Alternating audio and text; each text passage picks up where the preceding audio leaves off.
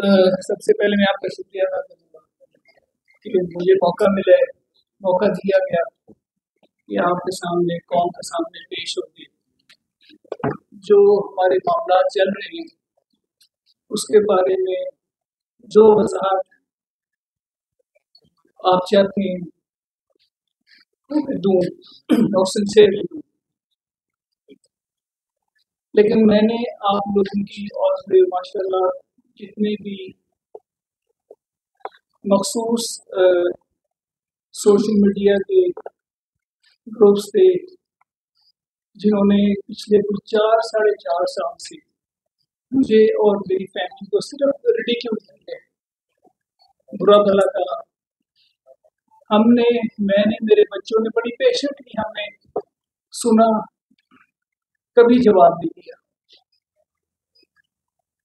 अब इस मौके से आकर मैं सिर्फ आपके सामने ये आपसे रिक्वेस्ट ये करूँगा कि पेशेंटली मेरी भी बातें सुनिए जिस तरह मैंने सारी सुनी, और अगर कोई आपको वजाहत की जरूरत हो, मैं मेरी टीम आपके सामने हम हाजिर हैं, आपके सामने कौम के सामने कि जो आप पूछेंगे।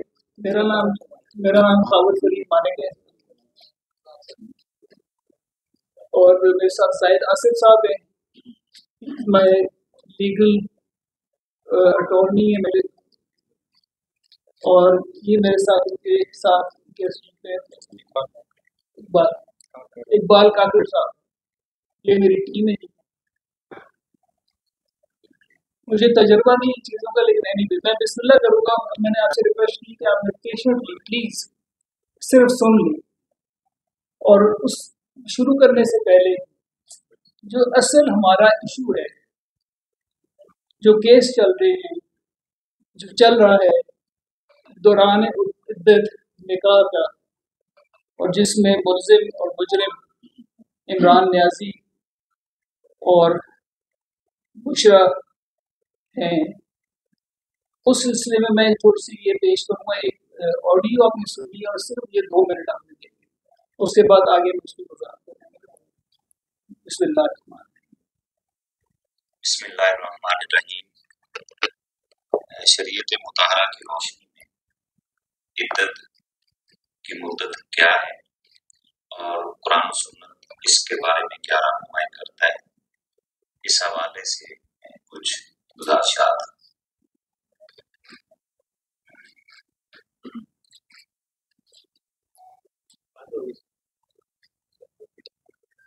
को जरूरी समझा। नबी रहमत सल्लल्लाहु अलैहि वसल्लम पर नाज़िल होने वाले पाक कलाम सूरह तलाक के अंदर जब हम देखते हैं तो उसमें इद्दत की अहमियत बयान करते हुए अल्लाह रब्बुल इज़्ज़त ने फरमाया कि या अय्युहन नबिय्यु इज़ा तल्लक़्तुमुन निसा फतल्लिक़ूहुन्ना लिइद्दतिहिन्ना वहsul इद्दा। तो उम्मत को तालीम दी गई कि अगर तुम अपनी औरतों को तलाक दो तो उनकी इद्दत के दिन वो ज़रूर गिन लिया कर। अब सवाल ये पैदा होता है कि इद्दत के दिन है कितने, इसकी मुद्दत क्या है। तो इस हवाले से भी कुरान मजीद के अंदर वज़ाहत मौजूद है, और ये बात इंतहाई काबिल गौर है कि जब किसी शरई मसले की रहनुमाई कुरान के अंदर वाज़ेह तौर के ऊपर आ जाए तो उसके ऊपर किसी दूसरी दलील की कोई जरूरत पेश नहीं आती। तो अल्लाह रब्बुल इज़्ज़त ने तलाक याफ्ता औरत की इद्दत बयान करते हुए सूरह बकरा की आयत नंबर 228 के अंदर ये इरशाद फरमाया कि वल मुतल्लक़ातु यतरब्बस्ना बिअन्फुसिहिन्ना सलासता कुरू, कि तलाक याफ्ता औरतें अपने आप को रोक के रखें 3 कुरू, यानी 3 तोहर तक। इसका सादा मफहूम यह है कि 3 महीने तलाक याफ्ता औरत की इद्दत बनती है। तो इस मुद्दत का तयन अल्लाह ने अपने पाक कलाम के अंदर वाज़ेह फरमा दिया है। लिहाजा इससे कम मुद्दत के अंदर अगर निकाह दोबारा कर लिया जाए तो शरई एतबार से नाजायज होता है। फतावा जात के अंदर हम अगर आते हैं तो उसके अंदर भी इस्लामी तारीख के अंदर जो सबसे आम तरीन फिकी अहकामात जिसके अंदर मौजूद हैं जिसे फतावा आलमगीरी कहते हैं, फतावा हिंदिया भी कहते हैं, उससे किताब तलाक के बाबुल इद्दत के अंदर भी तलाक याफ्ता औरत की जो इद्दत है वो 3 महीने जिक्र की गई। इसके अलावा दुर्रे मुख्तार के बाबुल इद्दत के अंदर भी तलाक याफ्ता औरत की इद्दत 3 महीने लिखी गई है। तो कुरान और सुन्नत की रोशनी में और फुक़हाए किराम के अक़वाल की रोशनी में ये बात वाज़िह है कि तलाक याफ्ता औरत की इद्दत 3 महीने है, इससे काम की गुंजाइश बिल्कुल नहीं होती। ये आपने सुना, और ये वो बात है जो इन्होंने की है, कुरान और अल्लाह ताला के अहकामात की जो वज़ाहत की है कि मेरा ख्याल में कि हमारे मुल्क कौम में रहने वाले गरीब हो या अमीर हो, वो जाने अनजाने में इस चीज़ को फॉलो कर रहे हैं। उसमें उनको बताना नहीं पड़ता कि इज्जत का इतना वक्त है, आप ना करें, क्योंकि ये एक हमारा कल्चरल वैल्यू है और माशरे में ये एक्सेप्टेबल बात है। कभी किसी घर में नाउज़ुबिल्लाह ना करे, अल्लाह रहम करे, कभी ऐसा वाक़या हादसात तलाक़ें होते रहती हैं, और हमने देखा है कि उन्होंने कभी भी जल्दबाजी नहीं की, चाहे वो गरीब घर है चाहे अमीर है। मैंने तो यही देखा है कि वो इसको इस तरह से मनोवन फॉलो करती है कि जिस तरह हमारी एक सोसाइटी का ये हिस्सा है। अब बात आ जाती है इस केस की। मैं आपके सामने आज ना मजलूम बन के नहीं आया, मैं इसलिए मजलूम बन के नहीं आया, आपको मजलूम जो है मैं उनका भी हाल दिखाऊंगा और आपको सुनाऊंगा कि मुझे समझ नहीं आ रही कि जब अल्लाह ताला के कुरान पाक में फरमान है कि उस वक्त तक औरत रुकी रहे एक मुद्दत तक, तो क्या जल्दी पड़ी थी कि हमें क्या जरूरत पड़ रही थी इनको कि 39 दिन का हमने साबित कर देना कि 39 दिन में फटाफट निकाह कर ले। अगर वो इस कुरान पाक की इस आयत को मान लेते तो आज जो उनकी उगला की फौज है, जिसमें सलमान बिकरम राजा साहब और सलमान सफदर साहब और इतनी फीसें लेते होंगे और जो लड़ाई जंग लड़ रही है कि साबित करना है जी 39 दिन की इद्दत होती है, तो इसकी जरूरत ही ना महसूस होती, वो रुक जाती, आगे क्या महीने बाद उसकी इद्दत खत्म हो जाएगी, महीना सवा महीने बाद, उसके बाद निकाह कर लेती। ये रीजन जरूरत क्या पड़ी इनको कि एक तो निकाह कर लिया, जो मेरा घर टूटा या नहीं टूटा मैं उसकी बयान नहीं करूंगा आपसे, मैं सिर्फ इस बात पे हूँ कि अगर आपको इतनी जल्दी थी उसकी कौम को वजह तो बता दी कि आपने एक निकाह 1 जनवरी को कर लेती जो कि इद्दत की मुद्दत पूरी होने से पहले है, फिर उसको गलत बयानी करके छुपाया क्यों गया, उसको क्यों ये बताया गया आवाम को कि ये गलत है।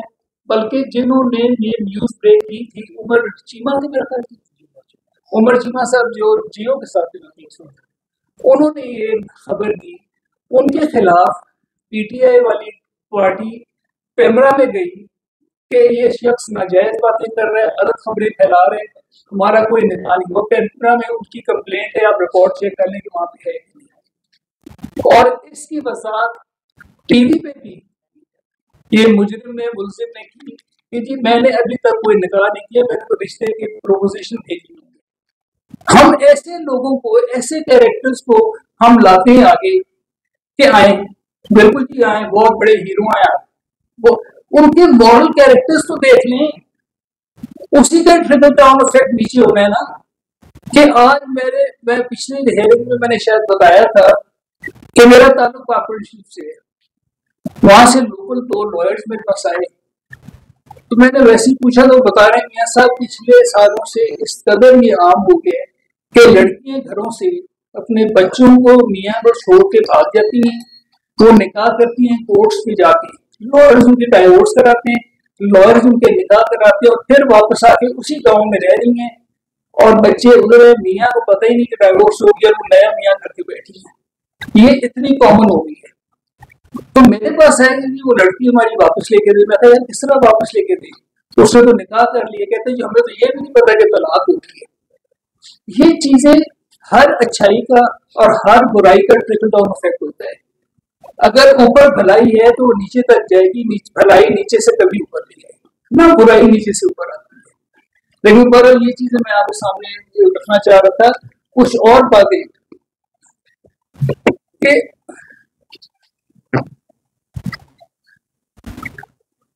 अब ये जो 39 39 दिन की इद्दत के पीरियड पे जो इतना जोर इनके मुकदला लगा रहे हैं, और एक चीज सुप्रीम कोर्ट की जजमेंट को हर जगह हर कोर्ट में पेश कर रही है, देखें जी 39 दिन में हो रही, और भाई उसके हालात नंबर 1 ये ऐसे होंगे कि 39 दिन में हो सकती होगी, कोई ऐसी बात होगी, कोई मेडिकली कुछ ऐसा हुआ होगा, आप उसको ऐसे करवा के आप पूरे मुल्क में लीगलाइज करवाना चाह रहे हैं कि अल्लाह और अल्लाह के रसूल के अहकामात के खिलाफ 39 दिन में भी कर लो तो कोई फर्क नहीं पड़ता, without any medical board, without any medical कोई उसकी ये बगैर हम एक सबको लाइसेंस दे रहे हैं कि आप करवा दें। ये तो मेरा ख्याल है कि नहायत ही शर्मिंदगी की बात होगी। अब ये 3 जजेस का वैसे जो मैंने सुना है कि ये जो जिस केस के बारे में बात करते हैं वो ओवर हो चुका है, उसके बारे में शायद सब ज्यादा वजाहत करना पसंद करेंगे, या फिर ये सब्जेक्टिव मैटर है, मैं इसमें ज्यादा बोलूंगा नहीं। बाकी इसके अलावा जो इनको जरूरत महसूस हुई कि जी पहली जनवरी को छुट्टी करना है और उसके बाद दोबारा निकाह करना है, जो दोबारा हुआ उसमें भी वही लोग गवाह भी वही, निकाह ख्वाह भी वही दोबारा पेश हो रहे हैं, और वो अपने अपने बयान अदालत में भी दे चुके हैं और वो भी आपके सामने जल्दी आ जाएंगे।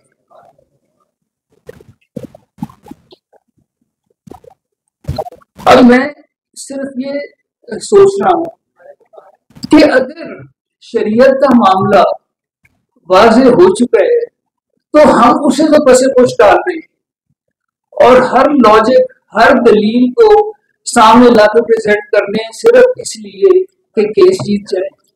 ये हार या जीत केस की नहीं है, ये हार या जीत मेरी या उसकी नहीं है, इसमें आप अल्लाह और अल्लाह के रसूल के अहकामात से डायरेक्ट टक्कर ले रहे हैं और मुझे डर है कि हम किस तरफ जा रहे हैं। मैंने इन यंगस्टर्स को देखा है, उनको पता ही नहीं इस बात का, उनको ना किसी ने बताया है कि ये होता है, इसमें शरीयत क्या कह रही है, कुरान पाक क्या कह रहे हैं, अल्लाह ताला के हुक्म क्या है। हम अपनी मर्जी के मुताबिक अगर ये सबको इतनी आजादी, अगर यही आजादी है तो फिर अल्लाह ही हाफिज है इस कौम का। और ये हो नहीं सकता कि हम अगर ला इलाहा इल्लल्लाह मुहम्मद रसूलुल्लाह पढ़ने वाले हैं, दिल से मानने वाले हैं, और हम कहते हैं कि इस्लामिक रिपब्लिक ऑफ पाकिस्तान है, तो फिर ये कैसे हो सकता है कि ऐसे कानून हमको ऐसे कोई इजाजत दे दे। मेरा जमीन गवारा नहीं करता और मेरा नहीं ख्याल कि अवाम का जमीन गवारा करेगा, इस कौम का जमीन गवारा करेगा। मैं आपसे ये दरख्वास्त करूंगा कि आप भी मेरी आवाज, मेरी बातें आप भी सुने और पहुंचाएं तो सही, लोगों को बाखबर तो करें। हमने उनको सिर्फ इन्फॉर्म करना है, हिदायत देना ना देना अल्लाह ताला की जात का काम है, वो हमारी जिम्मेदारी नहीं है। दूसरा, इस मेरे पर्टिकुलर केस में डिले कर रहे हैं जी, ये जान के कोशिश कर रहे हैं डिले हो जाए। मैं क्यों डिले चाहूंगा? जो पिछला इनिशियल जो लोअर कोर्ट में ये ट्रायल हुई है, ये 4 महीने केस चले और 4 महीने में से शुरू के महीना 1.5 महीने में जो डेट्स आई हैं आप रिकॉर्ड देख लें कि उसमें ये जो 2 मुल्ज़िमान हैं, एक तो जेल में था अडयाला में और जो दूसरी है वो पेश ही नहीं होती, कभी हॉस्पिटल में है जी, कभी तबीयत खराब है, पेशियों में पेशी, और हम आ रहे हैं 4 महीने के बाद इसका फैसला आया था जो उनके खिलाफ आया। उसके बाद ये अपील शुरू हुई है। अब अपील में वही बात है कि जी आप डिले कर रहे हैं, आप डिले कर रहे हैं। मुझे, मैं क्यों डिले करूंगा? क्या मुझे कोई पॉलिटिकल मफाद है? हाँ, जो जल्दी चाह रहे हैं उनको पॉलिटिकल फायदे जरूर है, क्योंकि ये केस पॉलिटिसाइज कर दिया गया है, इसको अल्लाह और अल्लाह के रसूल के अहकामात से हट के डील किया जा रहा है। ये समझा जा रहा है कि ये भी एक सियासी केस है, इसको जल्दी जल्दी खत्म कराएं। क्यों जल्दी खत्म कराएं? इसमें हमने किसी उलमा से कभी पूछा है? जजेस का ये हाल है कि अगर उनके खिलाफ है, उनके हक में फैसला आ जाता है, मैं एक खास जमात की बात कर रहा हूँ, यकीन करें कि सारा सोशल मीडिया भरा होता है जो उनके मखसूस हैं कि जी कमाल है, क्या बात है जजेस की, जजेस ने अदलिया ने कमाल कर दिया। और अगर उनके खिलाफ फैसला आता है तो वही में प्रेस कॉन्फ्रेंस शुरू हो जाती है, ये तो जी मिला हुआ था, जज यूं था, और उसको उसकी वो ट्रोलिंग होती है कि मैं हैरान रह जाता हूँ कि किसी की इज्जत यहाँ पे महफूज ही नहीं है। मुझे समझ नहीं आ रही, इसका मतलब है जत्थे का जत्था जाए, अपनी मर्जी के फैसले कराए तो सब ठीक है, अगर उनके खिलाफ फैसले होते हैं तो उस वक्त अदलिया भी गलत है और जजेस भी खराब है। अब ये डिलेस का मुझे फर्क क्या पड़ जाना है, ये फर्क आप लोगों को पढ़ना है, हमारी कौम को पढ़ना है। अगर हम ये फैसला करवाते हैं, हमने आज तक इस्लामिक आइडियोलॉजी काउंसिल से पूछा है कि हमें मशवरा दें, आप बताएं। सलमान अकरम राजा को तो ये भी नहीं पता कि 39 दिन के बाद होता क्या है, वो एक जजमेंट लेके बैठी है। तो आपने किसी इस्लामिक जो काउंसिल है, आइडियोलॉजी काउंसिल है, शरिया कोर्ट है, वो उलमा है हमारे मुल्क में, किसी से तो मशवरा कर लेते जो कोर्ट को असिस्ट करे। इधर कोर्ट की असिस्टेंसी कोई नहीं है। उसके बाद मेडिकल बोर्ड होना चाहिए कि जो बात करेंगे कि कौन सी औरत है जिसके 39 डेज में 3 महीने पूरे हो जाते हैं, मुझे पता है तो सही। मैं उसके साथ 28 साल गुजारे, 5 हमारे बच्चे हैं। अल्लाह के फजल करम से एक वक्त भी ऐसा नहीं था कि वो कभी बच्चे तंग हो, वो तंग हो या हम तंग है। ये एकदम ऐसा बड़ा सामने हुआ है, हम क्यों चुप हो गए? इसलिए चुप हो गए कि कभी किसी के घर में अल्लाह ना करे कभी ऐसा वाक़या हो जाए ना, तो वो शोर उठ के नहीं करते, जाकर बाजारों मोहल्लों में जाके ऐलान नहीं करते कि मेरे घर में ये हो गया। इज्जत की कोशिश करते हैं, उसे छुपाते हैं, बचाते हैं। मैं जब मेरे पे जब केस बना, मैंने 1.25 महीना 1.5 महीना जब जेल से निकला, उस वक्त ये केस चल रहा था जिसका मैंने देखा कि ये तो पब्लिक को पड़े, हमारे घर की बातें टीवी पे आ रही हैं, हेयरिंग हो रही हैं। उस वक्त मैं कहा यार मैं क्यों ना जाऊं, फिर अगर हर चीज ओपन हो गई है तो क्यों ना करूं। पहले मैं अपने लिए कर रहा था, लेकिन यकीन माने मैं अब अपने लिए कर रहा हूँ। मैं हारूं जीतू मुझे फर्क भी नहीं पड़ता। मैं पहले 4 4.5 साल मैं हम हारे ही हुए थे, मुझे आज की चीज से मुझे कोई हार नहीं पड़ जाना, मेरे गले में आज जीत के मुझे कोई फर्क नहीं पड़ता। लेकिन मुझे दुख जरूर होगा, मेरा ईमान है कि मेरा अल्लाह अल्लाह के रसूल अपने मामला अपने अहकामात को नीचे नहीं हो दिखाएगा, नहीं होने देगा। ये मेरा आपसे बात है। वो जाने जिनके मामला जाने। हमने इस केस में जितने कुछ जजेस अंडर स्ट्रेस है, जितनी भी मैं बहुत सारे लोग इस कदर कि उन पर उनको नॉर्मलाइज उनका काम हो ही नहीं रहा। हर वक्त उनकी ट्रोलिंग है, हर वक्त उनको बुरा भला कहा जा रहा है। वो अपनी इज्जत बचाने के लिए या तो वो फैसले करने से झिझक जाते हैं, या मामला को लटका देते हैं, या आगे कर देते हैं। किसी की करेज होती है तो वो कर देता है, फिर वो सुन भी लेती है। लेकिन इसका तरीका ये, मेरा मशवरा ये होगा कि हम इस मखसूस केस में हम मेडिकल बोर्ड से तो पूछें कि अगर 39 दिन कह रहे हैं वो, तो किसी मेडिकल बोर्ड ने बताया आज तक कि हाँ जी हमने चेक किया वाकई बनता है इनका, कि इनके 39 डेज में इनकी इद्दत पूरी हो गई थी अल्लाह अल्लाह के रसूल के अहकाम के मुताबिक। कोई है ही नहीं, ना कोर्ट को कोई असिस्ट करने वाला है, ना हम उसको करने दे रहे हैं, ना हम शरीयत कोर्ट से पूछ रहे हैं, ना उलमा से पूछ रहे हैं, ना उनका इनपुट ले रहे हैं, ना हम इस्लामिक आइडियोलॉजी काउंसिल उनसे हम फीडबैक ले रहे हैं। हर कोई अपने मर्जी के मुताबिक इसको चला रहे हैं और मुझे सिर्फ इसको पोलिटिसाइज कर दिया। This is not right. मैं आपसे रिक्वेस्ट करूंगा, मैं कौम से रिक्वेस्ट करूंगा, मैं चीफ जस्टिस साहब से रिक्वेस्ट करूंगा कि अल्लाह और अल्लाह के रसूल के लिए इसको संभालें। हमारा मुल्क ऐसे नहीं बन गया, हमें ये अल्लाह ताला के फजल और करम से मिला सरकारी द्वारों का सबका खैरा। हम इसको करते रहे, ये मामला छोटा सा नहीं है, अवसर पॉलिटिकल केस खत्म हो जाएगा। नो, इसके नीचे तक बताए जाएंगे। और ये सोचे कि ये वो वैल्यूज है हमारी मॉरल। मैंने आपको पहले बताया कि कोई नमाज घर में पढ़ता है नहीं पढ़ता, रोजे रखता है नहीं रखता, लेकिन ये बीवियों को वैसे ही फॉलो कर रही है। माए बहनें जिनके साथ ऐसे मामला हो जाते हैं वो कर लेती हैं। क्यों वो है ऐसा? कैसे बताया गया कि अल्लाह के रसूल का ये फरमान है? मुझे आप अजीब बात लगती है कि इसको हम साइड पे करते हैं, फटाफट डिसाइड करें, जल्दी से केस का फैसला करते हैं और चले जी आगे चले। इसका फैसला मेरी ये गुजारिश होगी आप सबसे, पूरी कौम से और चीफ जस्टिस साहब से भी कि प्लीज खुदा के लिए आप उलमा का एक बनाएं, इस्लामिक आइडियोलॉजी काउंसिल से रेफरेंस भेजें, आप शरीयत बोर्ड से लें, आप उलमा जो है उनसे फीडबैक लें, आप मेडिकल बोर्ड बनाएं, उनसे फिजिकली चेक तो करेंगे कि 39 डेज वाला इस केस में लागू है कि नहीं। हालांकि जो मैंने आपको पहले बताया कि मैंने जो सुना है कि 39 डेज वाला जजमेंट जो है ओवररूल कर दी गई है। अब ये होगा ऐसे ऐसे केसेस आप ये बताएं, एक हस्बैंड बीवी को छोड़ के फौत हो जाता है, वो बीवी उसकी क्लेमेंट है उसकी प्रॉपर्टी की इनहेरिटेंस की, वो 90 डेज तक वो क्लेम कर सकती है। जब इनहेरिटेंस की बात आती है, प्रॉपर्टी की बात आती है, उस तक तो हम 90 तक वेट करते हैं कि ये 90 दिन तक तो उसको मिल सकता है, 90 दिन के बाद उसको इनहेरिटेंस की उसके राइट्स नहीं है, राइट नहीं ऐसी है। तो इधर क्या हो गया, इधर क्या जल्दी थी? कुरान पाक कह रहे हैं कि रुको, अपने आप को रोक के रखो।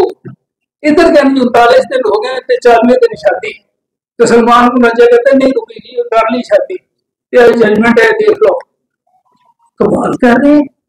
इसे हम लॉजिक से, सियासत से, इन चीजों से फैसले करा रहे हैं। तो मेरी दरखास्त हुई पूरी कौम से कि इसको लाइटली ना लें। ये अल्लाह और कुरान के मामलात हैं, रसूलुल्लाह सरकार की हदीस के मामलात हैं। मैं आपके सारे सवालों के जवाब देने की कोशिश करूंगा, लेकिन मेरी रिक्वेस्ट है कि मैं आपसे सवाल शिराज एक लोग से आप माशाल्लाह बहुत जल्दी प्रेस कॉन्फ्रेंस दी की, आपने बताया कि आपने बताया कि आप तलाक दे चुके थे, अब वो आपकी मजबूर रही थी शादी थी, तो उसके बाद आपको कोई राइट नहीं बनता, क्योंकि बीवी और शुगर का रिश्ता बड़ा पाकिज़ा रिश्ता होता है कि आप सरेआम कोर्टों में उसको इस तरह डालें। सर रात को सोते हुए कहीं ना कहीं आपको लगता है कि आप ज्यादती कर रहे हैं, क्योंकि जाहिर बात है जो ऐसी खातून थी कि जो बापर्दा थी उसकी आपकी जो है माजी में गवाही देते रहे, तो कहीं ना कहीं आपको शर्मिंदगी होती है कि इस बात कि ये हुआ वाक्य में इस बात की शर्मिंदगी होती है कि अपने घर की मैं बात क्यों कर रहा हूँ। मेरे इस कौम ने और इस सोशल मीडिया का मकसूद है मेरे घर को कभी छोड़े, माफ किए, क्या बात थी। मेरी बेटियां, मेरे बेटे मुझे 4 साल हमें हमारे खिलाफ लेकर बोले। आप बताएं मुझे एक दफा कहीं हमारा कोई जवाब सुने आपने किसी सोशल मीडिया पे? बता, वो इसलिए नहीं बोले कि हमने अल्लाह ताला पे छोड़ा हुआ था। अब ये जो मुल्जिम है ना, ये कहते हैं ना कि सॉफ्टवेयर अपडेट हुआ है, मैं आपके सामने कसम उठा के कह रहा हूँ कि अल्लाह ताला के साथ इसका सॉफ्टवेयर अपडेट कर रही है, आपको समझ आएगी आगे। मानिका साहब आपकी बेटियों का भी एक वीडियो पैगाम वायरल हो रहा है जिसमें कुरान पाक पे हल्फ रख के हाथ रख के आपकी बेटियां ये गवाही दे रही हैं कि हमारी जो वालिदा है वो बड़ी पाबंदा है और उन पर झूठी और मनगढ़ंत इल्जामात लगाए जा रहे हैं।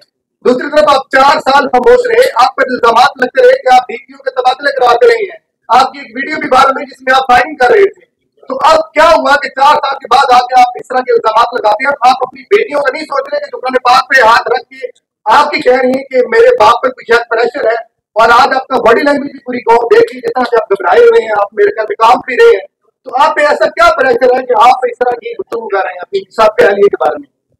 अब मैं जवाब दूं, एक तो मैं आपको देख के काम करूं, आपका गला खुश हो रहा है, नहीं मैं एक तो आपको देख के काम करूं।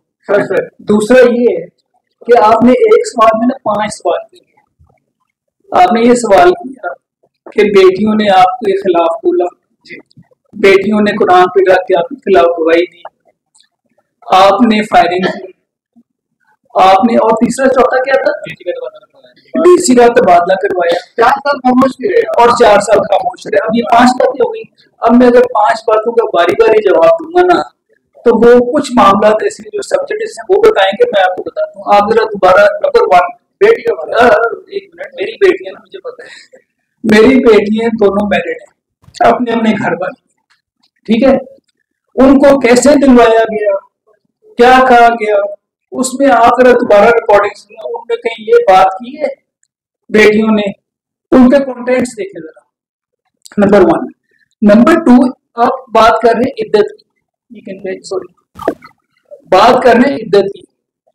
इद्दत और तलाक मियाँ और बीवी के दरमियान दो अंडरस्टैंडिंग होती है, ये कॉन्ट्रैक्ट होता है मियाँ और बीवी का। जब मैंने तलाक दी मेरे बच्चों को नहीं पता, आपको बताया ना कि 14 दिन बाद मैंने बताया कि मैंने डाइवोर्स दे दी है।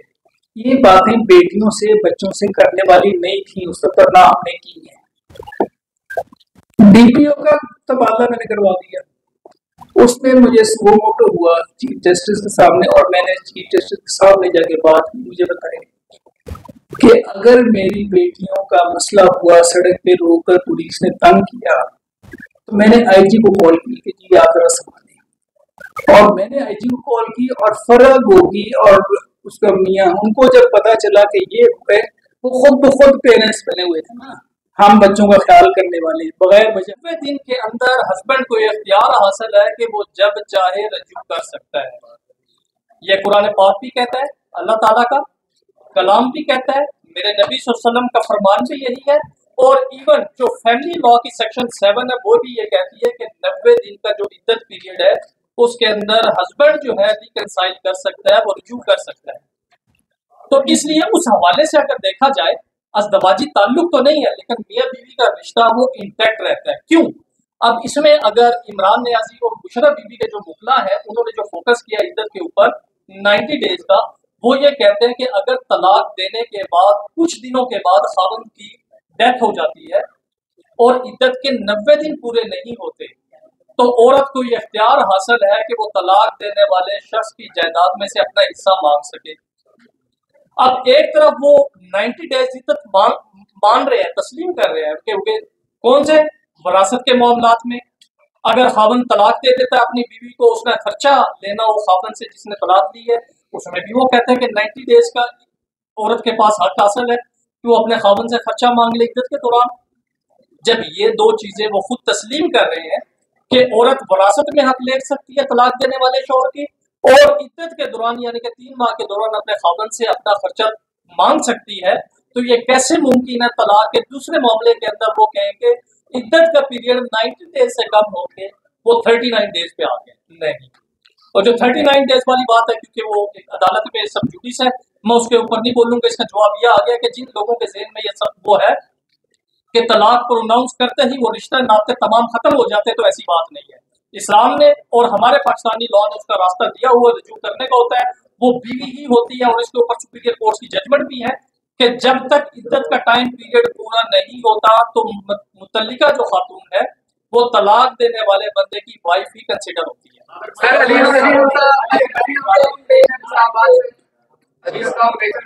मेरा आपसे सवाल ये है,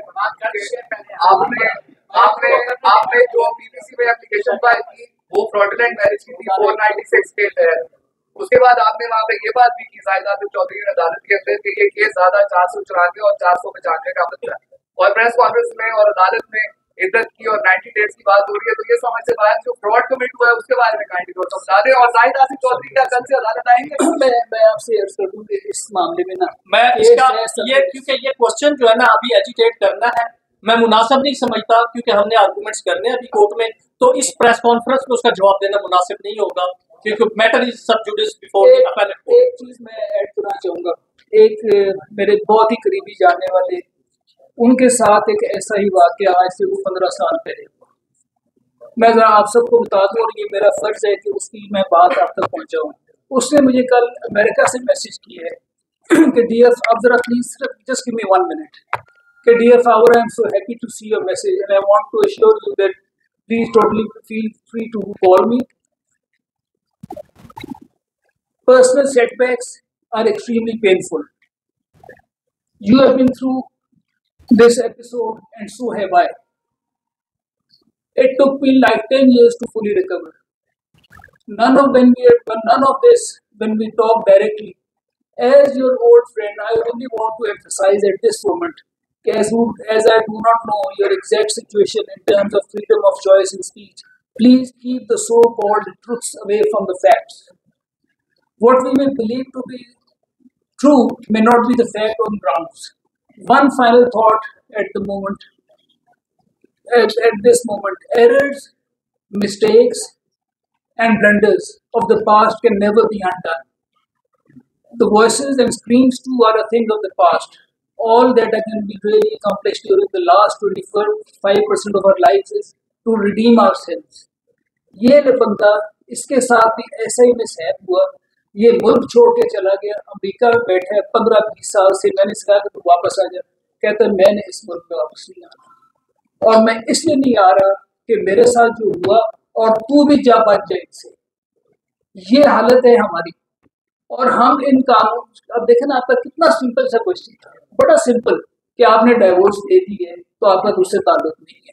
जिस तरीके से आपको देखिए, जब वो रिकनसाइल होगा तो फिर दोबारा निकाह नहीं होता, वो सच उसी तरह आपकी बीवी वापस आती है। दैट मीन्स वो 3 महीने का पीरियड, उसमें अल्लाह और अल्लाह के रसूल की हर बात की हिकमत होती है। हम समझ क्यों नहीं रहे? हम ये कोई मामला ये नहीं कि दाढ़ी रख लें, तस्वीर पकड़ के मौलवी साहब के पास जाएंगे तो ये चीजें समझ आएगी। ये हमारी माओ बहनों को, हमारी बुजुर्गों को भी पता है घरों में ये क्यों होता है, ये मामला क्यों है ऐसे।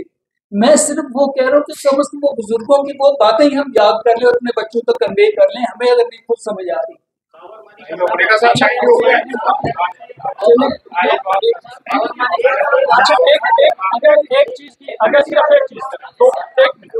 अगर एक मिनट सवाल होंगे, देखें जो अदालत के अंदर भी जो चीज उन्होंने भी एजिटेट की है कि इस पॉइंट के ऊपर मेडिकल ओपिनियन होना चाहिए था, उलमा की वो ओपिनियन होना चाहिए था, तो बिल्कुल अदालत को इसके ऊपर इस्लामी नजरियाती कौंसिल से या मेडिकल एक्सपर्ट से ओपिनियन लेना चाहिए, नंबर 1। नंबर 2, मैं ये कहूँगा जो ट्रूलिंग का सिलसिला है ना, एक आप मुख्तलिफ जमातों ने शुरू किया हुआ अदालतों के खिलाफ, कि अगर फैसला खिलाफ आ जाए तो ट्रूलिंग शुरू कर देते हैं। मैं इसमें एक सिर्फ आपके तवज्जुह से वो करूँगा कि इद्दत वाला केस, साइफर वाला केस में, जिसमें अगर किसी भी शख्स के खिलाफ फैसला आया है और जजेस को जो ट्रोलिंग की गई है, सोशल मीडिया के ऊपर जो फौज मवाद फैलाया गया है, तो मैं आपके तवज्जुह से इस्लामाबाद हाई कोर्ट से रिक्वेस्ट करूंगा कि उस बाबत भी कॉन्टेम्प्ट प्रोसीडिंग्स इनिशिएट की जाए। बस थैंक यू वेरी मच, बहुत शुक्रिया।